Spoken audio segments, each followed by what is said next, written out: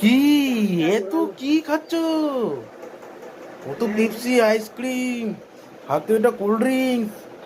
গরম লাগছে, কি করবো, আর ভালো লাগে না, বাঁচতে পারছি না এই গরমে।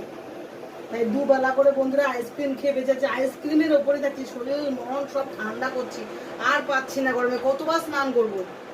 তাই দেখো বন্ধুরা, একটা নতুন জিনিস, সেই ছোটবেলায় স্কুলের সামনে বসতে, স্কুলের ধারে খেতাম, এগুলো কি বলতো, পেপসি।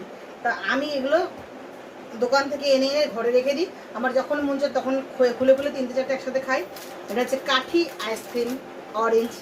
আর এটা হচ্ছে আমার ফেভারেট টুইন বন।